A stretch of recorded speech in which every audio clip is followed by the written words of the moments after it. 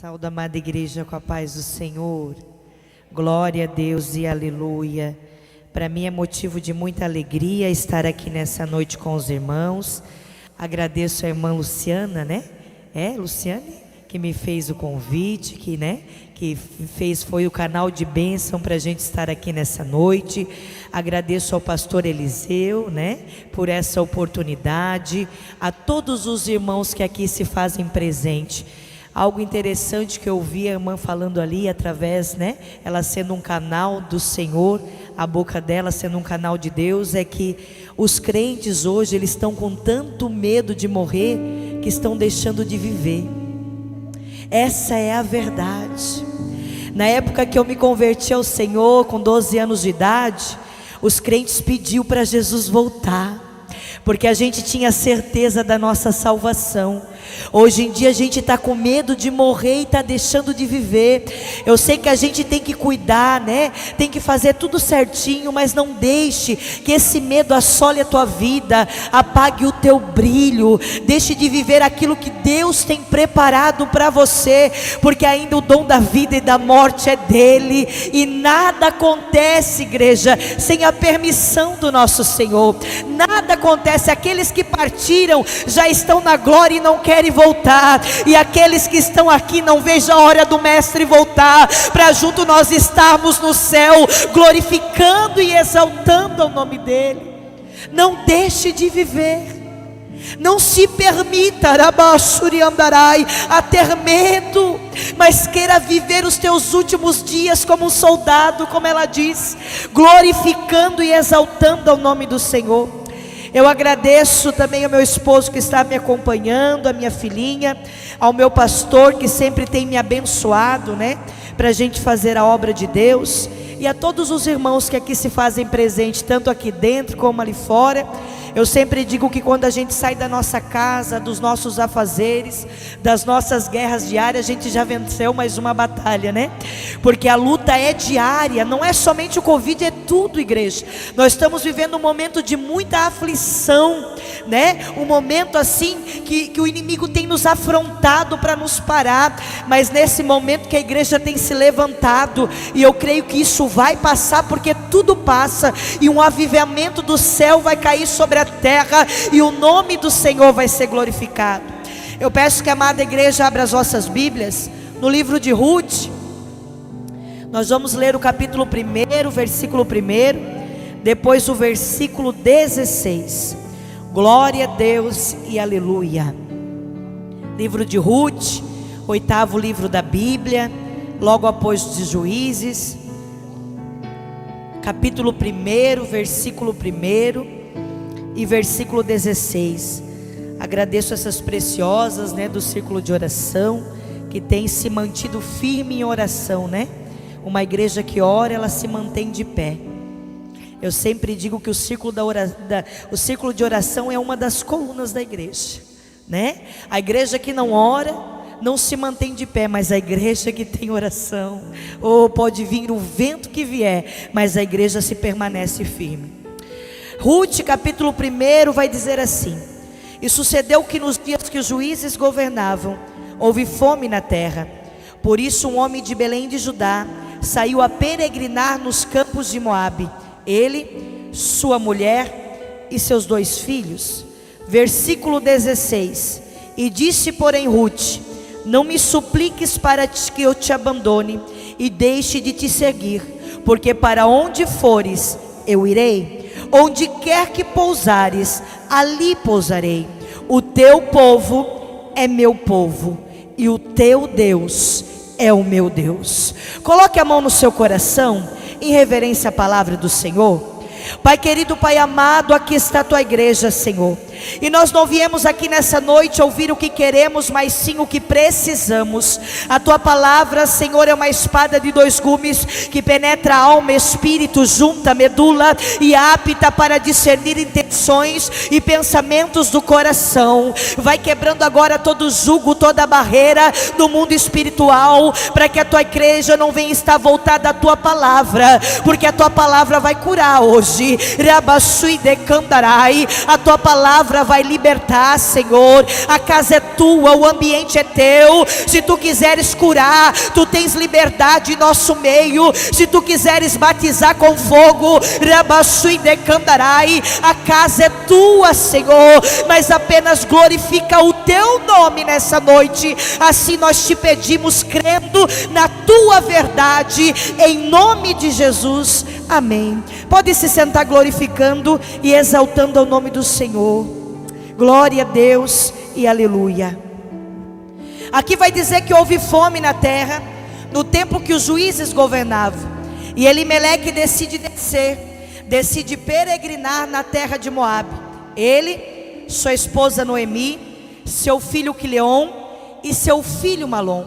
Mas aqui nós não vemos Deus direcionando Elimeleque. Nós não vemos Deus fazendo como fez com Abraão lá em Gênesis capítulo 12 versículo 1, que Deus olha a Abraão e diz: Abraão, olha, sai da tua terra, da tua parentela, e vai para uma terra que eu te mostrarei.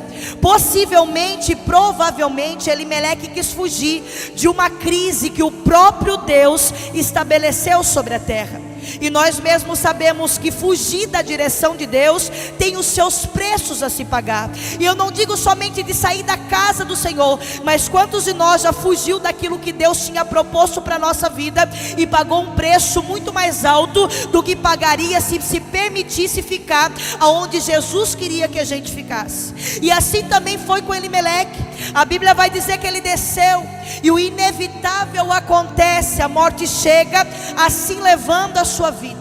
Mas até aí tudo bem, igreja. Noemi está vivendo um luto, está vivendo uma crise, está peregrinando numa terra estrangeira, mas ela olha para o lado e tem quem se apoiar, tem quem se abraçar, os dois filhos. E a Bíblia diz que o tempo passa, os filhos crescem, e como todos os filhos crescidos decidem constituir família, decidem se casar. Um casa com Ruth e outro casa com Ofa, duas moabitas, e aparentemente aos olhos de quem vê, vai tudo bem. Não tem aquele tempo que a gente sai de um deserto tão difícil, que a gente começa a olhar as coisas se alinhar e parece que as coisas começam a voltar ao normal, que a gente até pensa naquele ditado popular: pior do que estava não pode ficar. E daí vem o de repente sobre a nossa vida. Assim foi na vida de Noemi. O tempo passa de novo, 10 anos se passam, e o inevitável acontece. A morte chega, assim levando os seus dois filhos. E o que dizer quando o inevitável acontece sobre a nossa vida? O que dizer quando o controle sai das nossas mãos? O que dizer a um pai de família que a única porta que ele tinha aberta para trazer o sustento da sua casa foi fechada? O que dizer a um casal que tinha tudo para dar certo e está à beira de um divórcio? O que dizer a um pai, a uma mãe que está perdendo os filhos para as drogas, para a prostituição? O que dizer a um grande empresário que tinha tudo para dar certo e famílias dependiam dele, vendo a empresa dele à beira de uma falência? O que dizer quando nós vamos no médico e se temos um diagnóstico que estamos com uma enfermidade que não tem cura? O que dizer quando a morte chega e o controle sai das nossas mãos? Não há palavra que a irmã Marcela possa proferir de si mesmo que vai estancar, que vai preencher o vazio da tua alma no momento de uma aflição. Só que o profeta Isaías, o profeta messiânico, lá em Isaías capítulo 53 versículo 4, ele fala algo interessante. Ele diz que quando Jesus ele morre na cruz do Calvário, naquela cruz do Calvário, ele leva as nossas dores, as nossas enfermidades e as nossas aflições. O que você quer dizer, irmã Marcela? Eu quero ser profeta de Deus nessa noite pela tua vida. Eu quero te dizer nessa noite que Jesus não morreu na cruz do Calvário para você viver uma meia vida. Jesus não morreu na cruz do Calvário para você viver um meio sonho, um meio projeto, uma meia expectativa, um meio ministério. Não, igreja, Jesus morreu na cruz do Calvário para que eu e você tenhamos vida, e é vida com abundância. Com abundância. É vida com abundância. Mas só que quando a gente está num período de aflição, de dor, é difícil a gente enxergar o que Jesus tem proposto sobre a nossa vida. Mas eu sempre digo que quando Jesus ele não restitui aquilo que foi perdido, pelo menos o vazio da nossa alma ele vai preencher. Como assim, irmã Marcela? Nós temos que entender, igreja, que nem tudo na nossa vida é restituído. Nós gostamos muito de um versículo que diz: a glória da segunda casa vai ser maior do que a primeira. Mas nós temos que entender que tem coisas na nossa vida que não tem como Jesus substituir.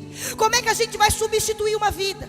Quem é que substitui um pai, uma mãe, um filho, algum ente querido? Quem é que substitui um tempo perdido, pessoas que se vão, coisas que se passaram? Não tem como restituir, não tem como preencher o vazio. Vamos olhar para Jó, igreja.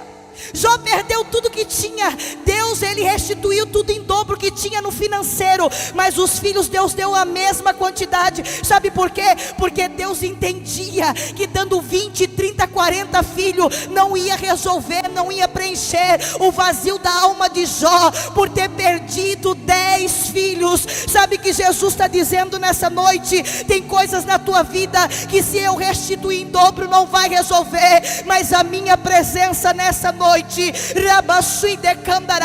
vai entrar em áreas que a medicina não pode entrar, que a psicologia não é capaz de entrar, que amigo nenhum tem a capacidade de entrar, mas a presença dele está entrando nessa noite. A presença.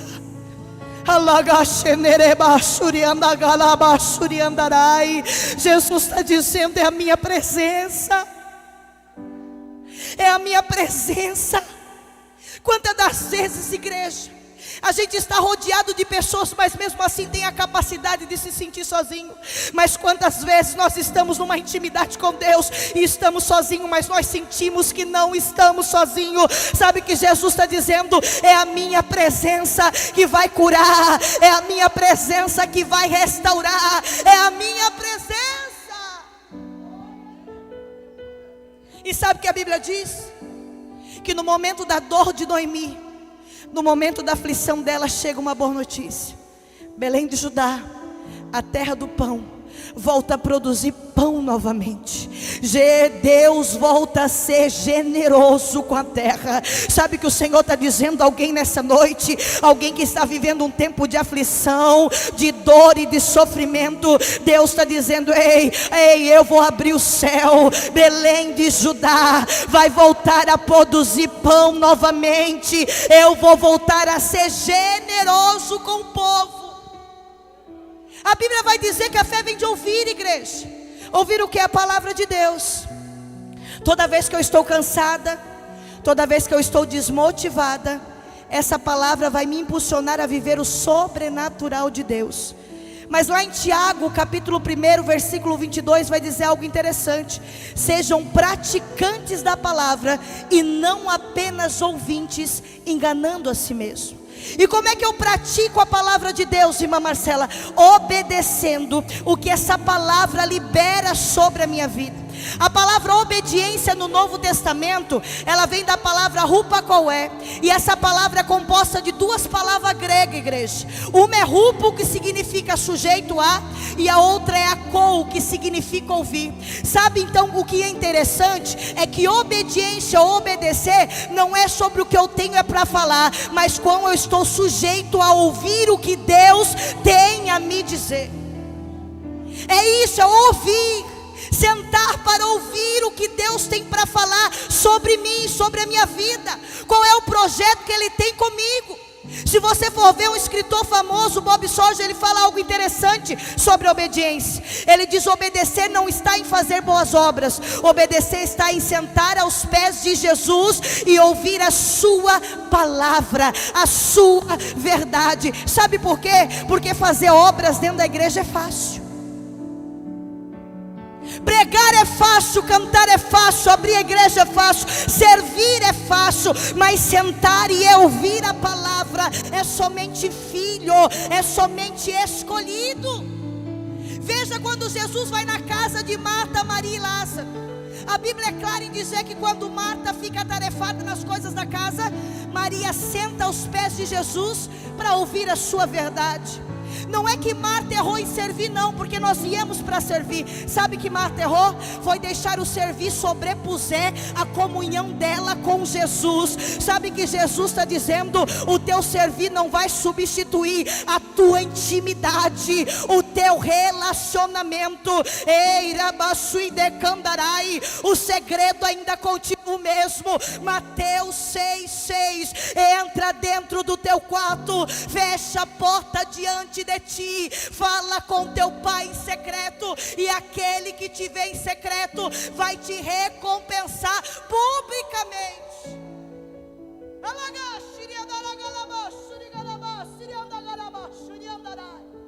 Intimidade, relacionamento. Nada substitui o teu relacionamento com o Pai, nada substitui a presença dele contigo. O meu pastor, ele fala algo interessante que é pura verdade. A igreja cresceu tanto em sabedoria e eloquência que perdeu a base, que é o que, irmã Marcela? A oração, a intimidade, o relacionamento.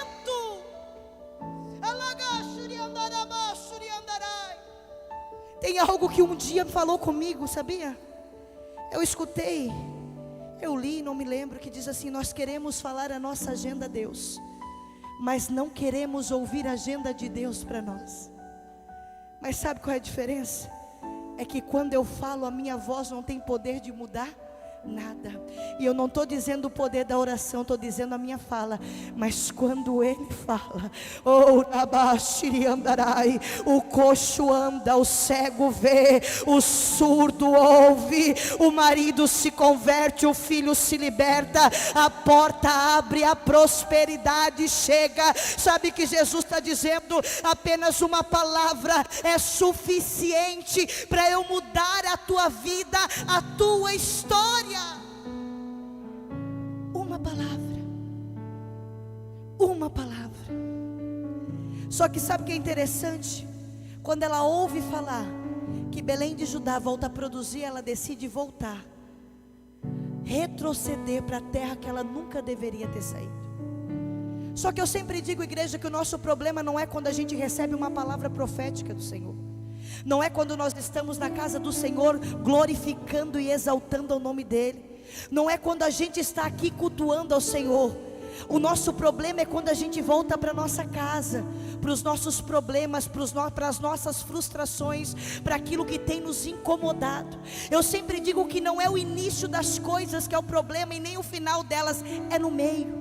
Porque é no meio que vem a calúnia, é no meio que vem a defamação, é no meio que vem o cansaço, é no meio que eu começo a olhar para a vida que eu estou levando e começo a basear a promessa que Deus me fez. E toda vez que eu basear a promessa com a realidade que eu estou vivendo, eu começo a afundar. Se você for ver lá em Mateus capítulo 14, versículo 22, a Bíblia vai dizer que depois que Jesus ele evangeliza a multidão, ele pede que os discípulos atravessem para o outro lado, que ele fica para orar e despedir o povo. E a Bíblia é clara em dizer, quando os discípulos chegam ao meio, vem uma grande tempestade, o mar fica revolto, e quando Jesus olha para aquela situação, Jesus decide ir caminhando sobre as águas em direção aos discípulos. A Bíblia vai dizer que quando ele se aproxima dos discípulos, eles temem, achando que Jesus é uma assombração. Jesus levanta a mão e diz: não temais, sou eu. Pedro, um pouquinho mais ousado, ele chega à ponta do barco e diz: mestre, se é você, fala uma palavra que eu irei até você.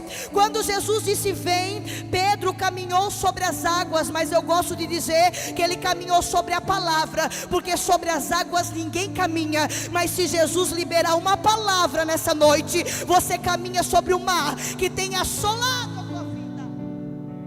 Uma palavra.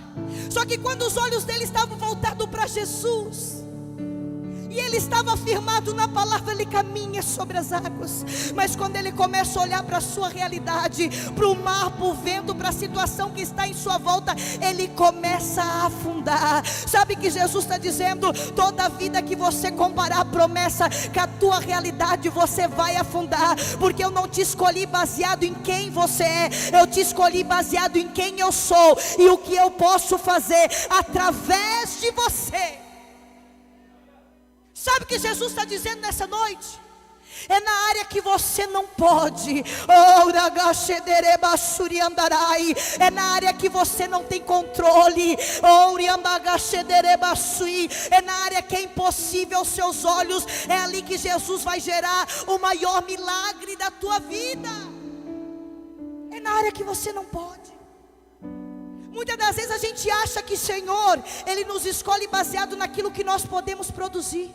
Mas é ao contrário, Ele sabe que a gente não pode, mas Ele vê através da gente. Como assim, irmã Marcela? Quando Jesus chega no lago de Genezaré, Ele avista 2 barcos e decide entrar no barco de Simão, Pedro, para evangelizar a multidão.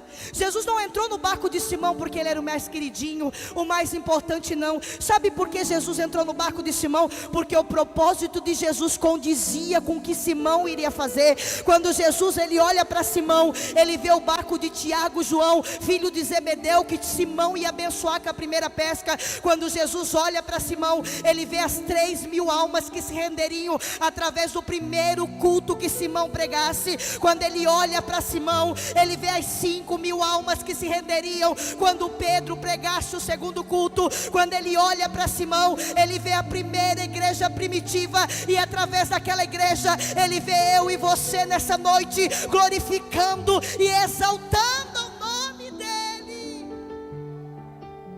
Sabe o que Jesus está dizendo? É na tua casa mesmo, ei.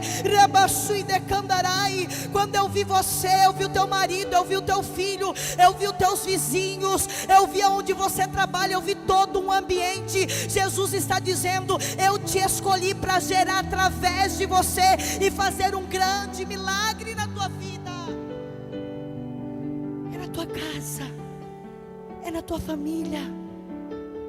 Só que é mais fácil, igreja, eu transferir a minha culpa às outras pessoas do que fazer aquilo que eu preciso fazer para receber o que Deus tem para me entregar.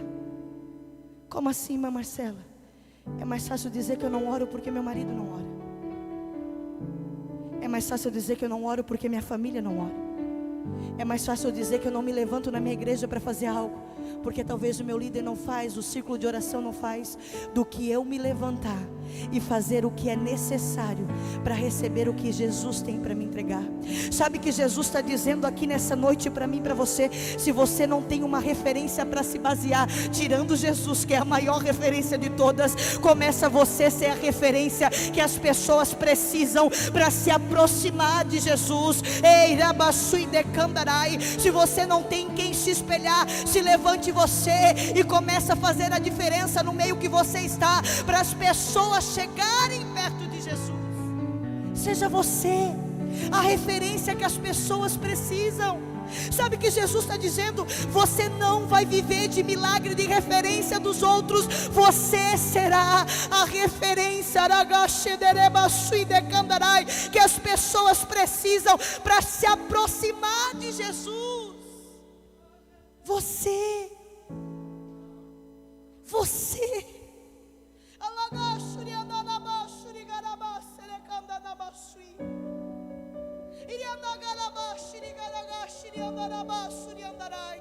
como eu queria que vocês pudessem sentir o que eu sinto. Como eu queria que Jesus está chamando a igreja para uma intimidade maior, para um relacionamento maior, para viver coisas maiores. Chega de se molhar no raso, está na hora de se aprofundar, está na hora de viver coisas sobrenaturais. Só que Noemi era falho, como nós. Quando ela chega ao meio, ela olha para as noras e diz o quê? Voltem, voltem para as suas terras, voltem para as suas casas, voltem para os seus pais, porque eu sou mulher avançada de idade, não tenho marido, não tenho filho, e mesmo que eu colocasse um filho no meu ventre hoje, não daria tempo de se casar com uma de vocês. Voltem. Ela fala uma vez, as noras acompanham. Ela fala a segunda vez, Orfa decide retroceder, beija a sogra e decide voltar. Sabe por quê, igreja? Porque nem todo mundo lida com a dor da mesma maneira que eu e você. Nem todo mundo lida com a perca da mesma maneira que eu e você. Nem todo mundo lida com o sofrimento da mesma maneira que eu e você. Orfa também estava vivendo um luto, também estava vivendo uma perca, também estava vivendo uma frustração. Mas eu sempre gosto de parafrasear. Orfa, ela se converteu pelos motivos errados. Ela se converteu para casar com o filho de Noemi, não porque conhecia o Deus que Noemi servia. Por isso ela decide retornar, ela decide voltar, ela decide não permanecer. E vai ter momentos na nossa vida, igreja, que Jesus vai separar. Vai ter momentos na nossa vida que o Senhor vai afastar, vai tirar talvez alguns pesos desnecessários sobre a nossa vida. Sabe por quê, igreja? Porque nós achamos que todo mundo que anda com a gente está na mesma visão espiritual que a gente. A gente acha que todo mundo que anda com a gente vai passar pela mesma porta que a gente passa. Sabe por quê? Porque a gente, como ser humano, é baseado em resultado. A gente tem aquela mania de pensar que tudo que está dando certo vem de Deus. Mas nós temos que entender que nem tudo que está dando resultado vem do Senhor. Se você for ver, lá em 1 Reis, capítulo 18, versículo 40, a Bíblia é clara em dizer que depois que Elias mata 450 profetas de Baal, 400 profetas de Azera, ele olha para Acabe e diz: Rei Acabe, sobe, come e bebe, porque eu estou ouvindo que está vindo uma abundante chuva. E Elias também subiu ao cume do Carmelo para orar e clamar para aquilo que Deus mostrou para ele viesse se cumprir. Aparentemente os dois estavam subindo, aparentemente os dois vão viver o mesmo resultado, mas enquanto os muitos estão subindo para comer e beber, nós estamos aqui para clamar e orar para que a promessa que Deus liberou sobre a nossa vida venha se cumprir. Os dois viveram o mesmo resultado, irmã Marcela, viveram. Se você for ver, Acabe viveu a mesma chuva que a de Elias, mas de maneira diferente. Por que, irmã Marcela? Porque quando a nuvem se fechou, o céu escureceu, o vento soprou e a chuva caiu. A mão do Senhor estava sobre a cabeça de Elias. Sabe que o Senhor está dizendo: é a minha presença que vai fazer você permanecer no lugar que eu te colocar. É a presença. É a presença dele. Nós se preocupamos tanto em chegar onde a gente quer, que se esquece de se preparar para se manter onde a gente chega. Não é verdade? Nós se preocupamos tanto em receber o milagre, que se esquecemos de se preparar para se manter aonde o Senhor tem para nos entregar. Mas sabe que Jesus está dizendo: o que vai fazer você permanecer é a minha graça, é a minha presença, é a minha unção. O Senhor está dizendo: alguém aqui aguenta o processo, suporta o deserto, porque você vai muito mais além do que a realidade que você está enfrentando. Orfa retrocede. Só que sabe o que é interessante? Noemi acha que vai fazer com Ruth a mesma coisa que fez com Orfa. Só que Ruth era diferente.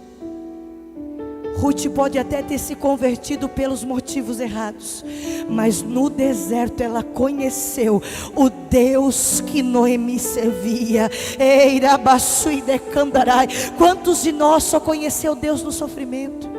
Quantos de nós só cresceu e amadureceu no sofrimento? Eu sempre digo que crescimento está interligado ao sofrimento. Olha para a tua vida hoje, olha quantos processos você já passou, olha quantas portas você já passou, olha como as coisas do passado já não te afetam da mesma maneira. Sabe o que o Senhor está dizendo? O adversário pensou que ia te matar, que ia te frustrar, mas ele só está ajudando a aumentar o teu tamanho, ele só está ajudando eu te dar estrutura para suportar. Ruth continua. E sabe o que é interessante? Ruth olha para ela e diz o quê? Não peças para que eu te deixe, porque aonde tu fores eu irei, aonde tu te alojares eu me alojarei. O teu povo é meu povo e o teu Deus é o meu Deus. Sabe o que Ruth estava dizendo?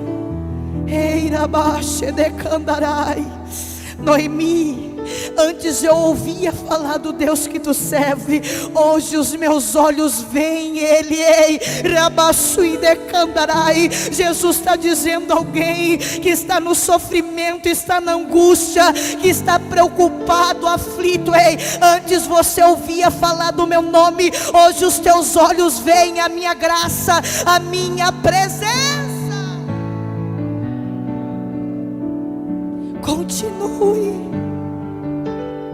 Continue, o Senhor está dizendo, mas está difícil, irmã, mas continue. Muitos vão parar, muitos vão retroceder, muitos vão voltar para trás, muitos não vão entender o tamanho da tua entrega. Sabe por quê? Porque eles não ouviram aquilo que você ouviu.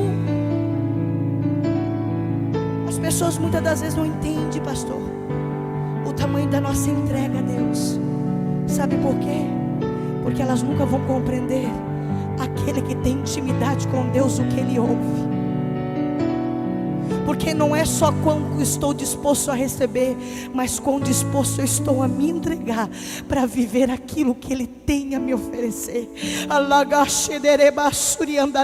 Sabe que o Senhor está dizendo? Se entrega, mas não se entrega pela metade, se entrega por completo. Continua entregando, que na medida que você entrega, você também recebe. Quantos de nós já teve que orar por alguém, igreja, quando precisava de uma oração? Quantos de nós já foi usado como instrumento para curar alguém quando precisava de cura? Quantos de nós foi usado para libertar alguém quando dentro de casa precisava de libertação? Quantos de nós já semeou na vida de alguém quando precisava de uma porta aberta? Jesus está dizendo nessa noite: ei, continua se entregando, que na medida que você entrega, você também recebe. Na medida que você cura, eu curo a tua família, eu curo a tua casa. Na medida que você dá, você também vai receber. Continua. Mas sabe o que é mais interessante? Que quando Noemi chega a Belém de Judá, ela já chega no tempo da colheita. Como assim, irmã Marcela? Noemi saiu da direção, veio a morte, frustração, abandono, veio tristeza, veio solidão. Mas quando ela volta para a presença, ela já volta no tempo da colheita. Sabe que Jesus está dizendo? Não é o tempo de casa que vai permanecer o que você tem para receber, mas é o tamanho da tua entrega nessa noite que vai determinar aonde você vai chegar. O tamanho da tua entrega. Todo mundo já sabe da história. Ruth chega no tempo da ceivada, no tempo de colher, conhece Boaz. Boaz é o remidor da vida de Ruth, da vida de Noemi. Casa com Ruth, e a Bíblia vai dizer que eles têm um filho chamado Boaz, tem um filho chamado Obed, desculpa. E Obed significa deu tudo certo. Sabe o que o Senhor está querendo dizer nessa noite para mim e para você?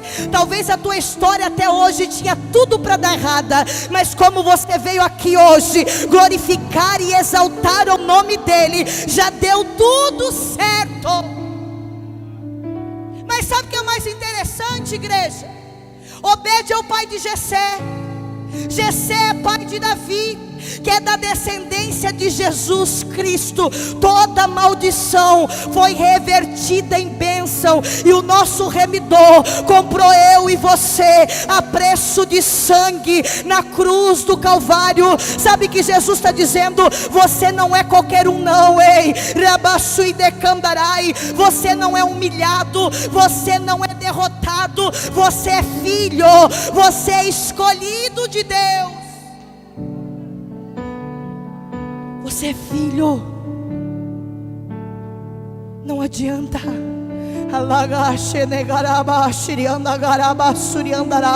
Não adianta a gente querer buscar muitas das vezes lá fora o que a gente só encontra dentro da casa dele.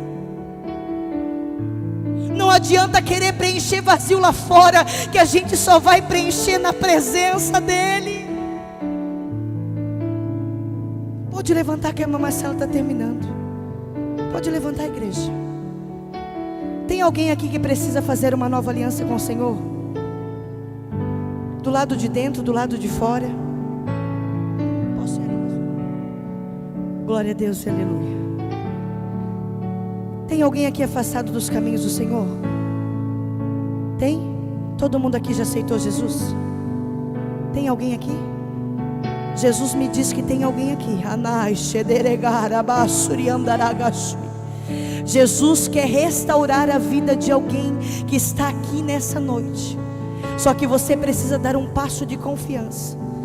Ah, irmã Marcela, mas a minha vida está assim, está assado. Eu preciso resolver as coisas lá fora para depois vir para a presença de Deus. Quando a gente pensa desse jeito, a gente nunca faz nada, porque a força não é nossa, é dele. Ei, Rabassui de Candarai. E a Bíblia é clara em dizer: aquele que me confessar perante aos homens, eu confessarei diante ao meu Pai. Mas aquele que me nega, eu também negarei. Jesus quer mudar a história de alguém que está passando um momento de aflição, de dor, de perseguição. Ei, Rabassui de Candarai. Jesus quer fazer algo novo, mas você precisa dar um passo de fé.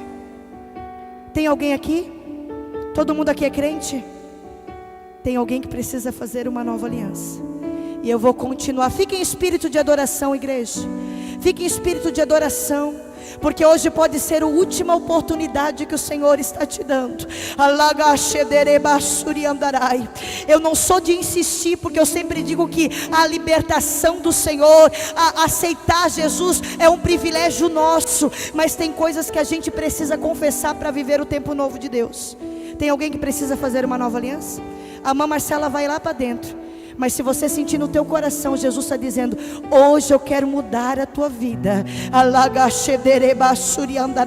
Hoje eu quero reverter a maldição em bênção. Hoje eu quero tirar a dor do teu coração, a frustração. Mas você precisa retornar a casa, porque você já era, você já é da casa. Só precisa fazer uma nova aliança com Ele. A irmã Marcela vai entrar. Se você quiser fazer uma reconciliação, vem, que Jesus está te chamando. Fique em espírito de adoração, igreja. Fique em espírito de adoração, porque está uma batalha muito grande. Ai, só que Jesus quer trabalhar em nosso meio. Jesus quer libertar, Jesus quer curar, porque Ele está voltando. Ele está chamando aqueles que estão fora para vir para dentro da casa, para voltar para a presença dEle. Se tiver alguém, vem aqui, que a irmã Marcela quer orar antes de ir embora. E você coloque a mão no seu coração, e vamos levantar um clamor agora. Levante um clamor pela sua vida, pela sua casa, pelos que não vieram aqui hoje aceitar Jesus, pelos que estão lá fora. A igreja, o papel da igreja é clamar por aqueles que que estão afastados, que ainda não conheceram Jesus. Pai querido, Pai amado, aqui está a tua igreja, Senhor, e nós te agradecemos pelo dia de hoje, pelo teu culto, Pai. Senhor, por tudo que aconteceu em nosso meio, pelas orações, pelos louvores, Pai, em nome de Jesus. Jesus, Senhor, vai entrando dentro de casas aqui, vai restaurando casamentos, ei, Rabassui decandarai, vai trazendo saúde física, emocional, espiritual. Pai querido, Pai amado, se há alguma coisa oculta, escondida, nós repreendemos agora em nome de Jesus. Rabassui decandarai, abre porta da prosperidade. Senhor, abastece o celeiro dos teus filhos, manda providência, Pai.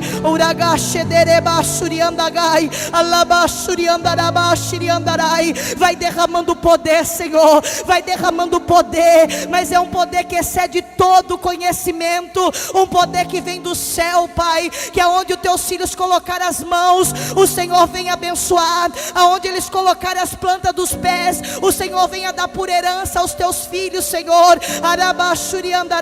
E que o teu nome, apenas o teu nome, venha a ser glorificado. Assim eu te peço em nome de Jesus, amém.